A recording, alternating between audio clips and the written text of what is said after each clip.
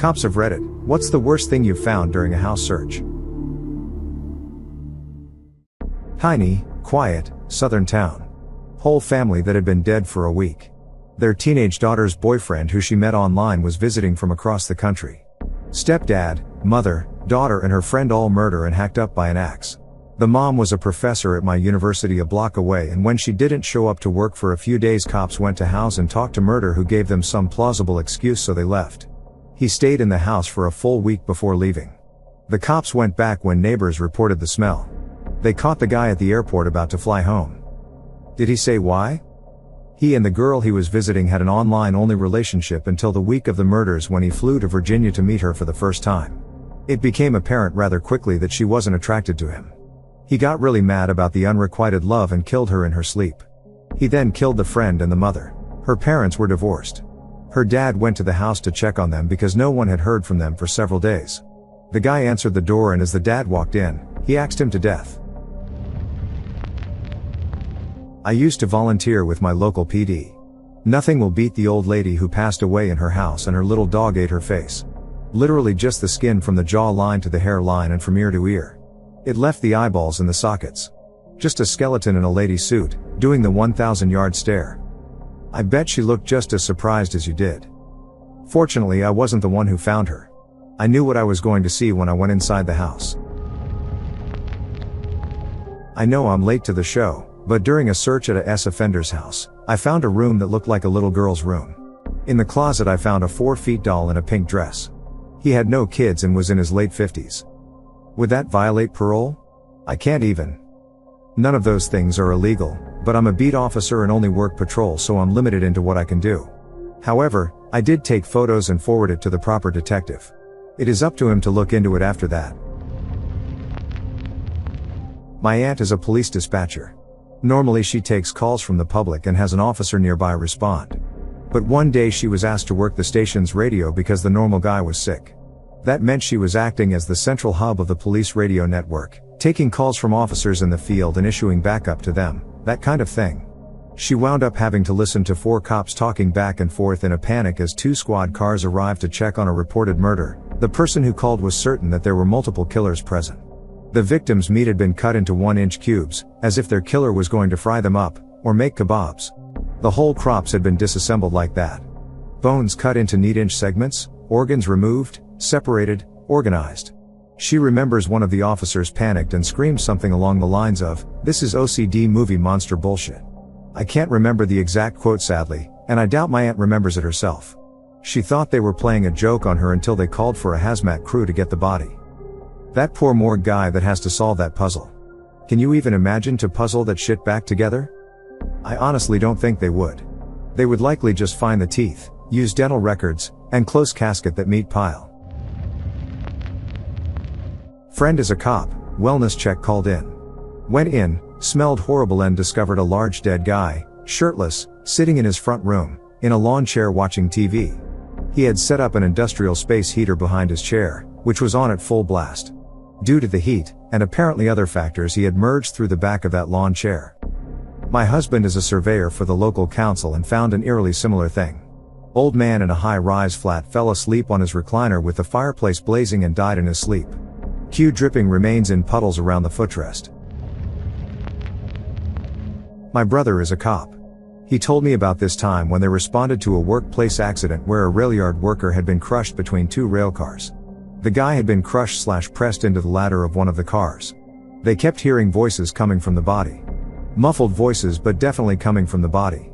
It took them a while to figure out the worker had been carrying a radio. Needless to say, they were a bit disturbed until they reached that conclusion. My dad answered a domestic call at an apartment on the 23rd floor. As soon as he walked in, he saw blood everywhere. In pools on the floor, spatter on the walls and ceiling, smeared all over everything. He walked further in to find a woman crumpled on the floor, battered beyond recognition, and the partner is standing in front of an open window. My dad started to talk to the man, to coax him into coming with, and the man immediately turned around and stepped out the window, falling 70 meters to his death. Edit, yes, she survived. A teacher in my little town of 35,000 souls was caught fiddling little boys. In his house the police found a fully kitted soundproofed abduction room. Luckily still unused. Edit, here is a link to an article with pictures of the room this dude had built in his basement. The room was windowless, soundproofed, with fresh air ducts, reinforced lockable door. And was stocked with toys, a TV, a bed and a porta-potty. And video surveillance equipment. Edit 2, this room was discovered when the dude was arrested and convicted of an old fiddling case from a few years back. My very first dead guy had been in his house for almost a week during a very hot July with no AC. Did you know that your skin will become clear and you can see everything? He popped when the funeral home came to get him. Yes, popped. Some people, they're not bothered by this. Me? No. I don't have the stomach. This is the only part of the job that bothers me. My mom was a cop in the city. She told me the seniors used to send the rookies in to stand watch over the bloated bodies while the morgue moved them. They often popped. I imagine that hazing process had to be the worst thing ever. Yeah, we're far enough along in the world now where the senior officers did not appreciate that experience and won't pass it on. My FTO bright in, said, "Okay, you saw it," and we left. I'm not a cop but a paramedic. Went into a lady's house one time, can't remember what the call was for, that had sheets of paper taped all over the walls. They all said something along the lines of, "Remember, the voices aren't real." Gave me a warm, safe feeling. Possibly too late to the party, but here it goes. I was a fresh officer with dreams being a hero. I get dispatched to a call of a family fight. Not wife-husband, but brother-sister. The female was reporting the male had attacked her. I arrived and located a female and male. The male I knew from prior contacts. I detained him in handcuffs and quickly smelled the strong odor of pepper spray. I found out that after the male knocked off the female's weave, she pepper sprayed him. I knew there were different types of pepper spray, like gel. I'm walking around the house taking photos for my investigation and accessing the property damage. I noticed that in his room the odor from the pepper spray was extremely strong and made my eyes instantly water with a decent amount of stinging sensation. The fumes made it incredibly hard to breathe and left me without the ability to breathe at points, requiring that I leave the room to get fresh air. I find a brownish gel substance all over the walls in the shape of handprints. I photograph it and determine that it was the pepper gel that male suspect was wiping off of his face onto the wall. I found it odd that it was all over the walls and covered the room. Although this chick dusted him with the entire can of pepper gel. After some investigation I took the male to jail. I responded to the same house several days after for an unrelated medical issue. There were more family members at the house and the male was still in custody. I was having a conversation with the family as the hero firefighters were saving the day. I inquired if they had fully cleaned up the pepper spray from the male's room. They gave me a strange look and told me there was none in there. I told them about the gel that was on the wall. I then sat there in horror as they explained to me this man had been, for years, shooting his load onto his walls and playing with it. Yeah, that explains the gel and the smell. My fucking god. Edit, I keep a running digital journal of shit I've seen on the job and located this entry. Here is a photo from the room. I was an MP and not involved in this particular case, but CP on a guy's computer. The guy was known to leave his room unlocked so people could use his computer. He ended up getting booted from the military and serving time in a military jail while swearing it wasn't him. Wait, so there's a chance it wasn't him and he still served time? I admit, it's stupid to let others use your computer, and it sounds like someone creating an alibi if he gets caught. But I thought convicting someone of something that's serious was more than just if it's on your computer, it's jail time? The Air Force has something called the OSI, which is the Office of Special Investigations. They're like the agency that in movies takes over from the small town sheriff, being the MPs. All I know is he continued to deny the charges and ended up serving time. Friend of a cop here. He told me about how him and his buddy went to search in an apartment. They looked around and his buddy finally called him over. A guy was just in an oven. Dead of course, but in an oven. When the guys tried to pull him out of the oven, all the contents and gas of the dead guy fell right out. A few of the guys vomited and gagged. Was he murdered or did he take his own life? He thinks murder, but he didn't ever find out the ending of the case. I just assumed that a guy didn't want to jump in an oven and torture himself. Maybe his family was starving and he thought human meat was nutritious, but after he cooked himself the family won the lottery and could buy their own food, left the apartment and forgot about him in the oven. My mother used to work for a police department, and I'd hang out there when I'd be homesick from school. This old man used to walk to the gas station on the corner to get a pack of smokes and coffee every day. The gas station attendant called for a wellness check when she realized she hadn't seen him for a couple weeks in the dead of summer. Cops went, knocked, smelled something, opened the door, walked in, instantly came back out vomiting from the smell. They had to come back later with respirators, trash bags, and snow shovels to clean up the sludge that used to be the old man. Another officer almost quit his first night on the job. Really bad accident, guy shows up, the one car has no one in it at all. He's looking around, guy isn't on the ground anywhere. He tried to figure out if maybe the guy walked away, so goes to look inside for some identification. Finds the guy. He hit so hard that he slammed up under and into the dashboard, and was just a broken sack of bones stuffed in around the steering column and other parts. A coat rack with a hat on. Clearing a dark house and seeing what could easily be a person standing motionless in the corner is not fun. As silly as this sounds, I was clearing a house, with my gun out obviously, and rounded a corner to see a man pointing a gun right at my face. I yelled and was taking slack out of the trigger when I realized I was looking at a full-length mirror. Took a while to recover from that adrenaline dump. That's a good illustration of how the human mind can't process an entire scene at one time and you'll focus on what's important, the barrel of a gun, versus other details, my own face and police uniform. My uncle is a cop and likes to tell the story of the time he's shown up to arrest a 15-year-old who skipped school to throw rocks through some cars and steal things in them. He gets there and knows the kid, they've gotten him a few times from the school with drugs, one time for having a knife. They knock on the door and his 18-year-old brother and 17-year-old sister open it. Cops say what they want and they tell them to fuck off. Cops show they have the warrant for the kid's arrest and that they have to open the door. Get told another time and now the other cop car pulls up and asks what's going on. Uncle said they might have to force their way in and break the chain. 18-year-old shithead says he's got a gun. About 3 seconds later the door is borkin', 18-year-old shithead is tasked, 17-year-old is screaming for the brother who's wanted to book it. He jumps out the window and gets away. For now, brother is thrown in cop car, 17-year-old slaps the one officer, gets the same free ride and bracelets. They call the property manager and get permission to enter the house completely to investigate. The second floor reeks. Worst smell they've ever smelled. They get upstairs and it just gets worse and worse. They open the door and find a long rotten body surrounded by needles and other drug shit. They leave and call it in. Uncle said later it came out that their grandmother died of an overdose. The mother was in jail for stabbing a ups guy, and the kids never reported the grandmother was dead so they could keep cashing her social security checks. She was dead for about a year. Other than that, his best creepy stories were a guy who tortures and killed animals by feeding them to other animals, not mouse to snake, think more cat to dog, or way too large rabbit to a starved snapping turtle. He also nailed several live rodents and cats to a board in the basement where he'd photograph them. And the other is a drug dealer who killed a guy and tried to put him through a meat grinder and feed his pit bull. I volunteer with local PD and I go on ride-along often. My creepy thing isn't scary so much as freaky. So we get a call about some squatters in a house that's going to be demolished soon to make room for a freeway. No big deal, kick them out, go on with our business. It's sunset, just starting to get dark. Our car and the other officer arrive at this place and it's all fenced off and looks abandoned. And by abandoned, I mean it looks scary as hell. It was like an old schoolhouse, metal swing set, a friendly scarecrow next to a fence. Some crosses here and there, but it was in a residential neighborhood. On the blocked-in windows, people wrote in Sharpie all kinds of spooky stuff. This place belongs to us, and just all around weird shit, like even creepier than that. So there was a main house, a garage type thing, and then a cellar. A fucking door leading underground with creaky ass wooden steps. And so if you walk down those, it's concrete and there are windows, but it's a basement.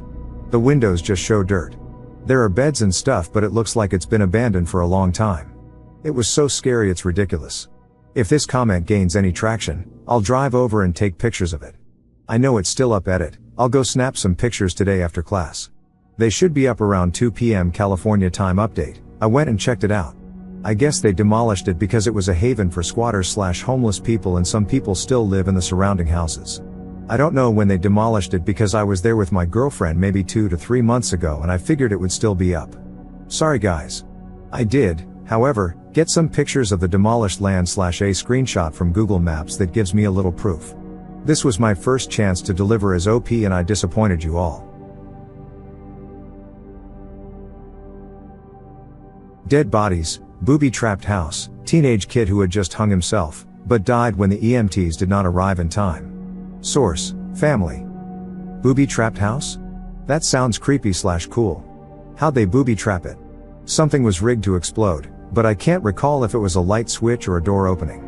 It was a suspected drug lab, so they had been going super carefully and ran across it without setting it off, thankfully. Had an uncle that had his trailer rigged to explode if you didn't flip a switch in time after opening a door. Saw the 1-pound brick of C4 with my own eyes. Vietnam left him a bit messed up. Creepiest, a dead guy. But not just your average dead guy. This guy died on his couch, surrounded by no less than 1,500 Miller Lite cans. Plus, he had no friends or family. None. He was retired and his electric bill was auto-deducted from his checking account. He died, on his couch, and no one realized it for 5 months. When we found him, the front really, because he was on his back, was completely skeletonized. But the bottom, or back, against the couch, was still meaty and rotting. The half skeleton was kinda creepy. But it's really creepy and sad that this guy left this world and it didn't affect anyone. Just gone and forgotten. Not a cop but a fire investigator. We were working a scene where 2 kids had died after a space heater caught on fire and the dad was playing poker down the street and the mom was with some other man down the street. The fire department came in and cleaned out the scene and we came in after. As we were sifting through the ashes to find components to the space heater, we found the 2-year-old's foot. Mind you, this was after dark so we could barely see and were using flashlights. It was bad. Taking this law class, my professor brings in a cop to talk about points of law. At one point the cop shows the class a picture of a man who had shot himself. Can you see what color his eyes are? He asked. Of course no one can, and after some dumb stares the cop says, blue, one blue this way, the other blue that way. The whole class groans and I raised my hand. Obviously you have thicker skin about this sorry of thing than we do. Have you ever seen anything that got to you?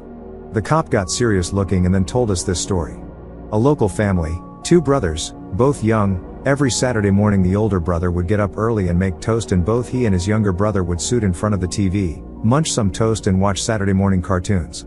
This one Saturday the older brother didn't want to get up and make toast, so the younger brother decided to try it himself. He apparently went into the kitchen, put the bread in and pulled the switch down. He didn't notice how close the toaster was to the kitchen window curtains. To make a long story short, the house caught fire and the parents barely made it out alive with the oldest son.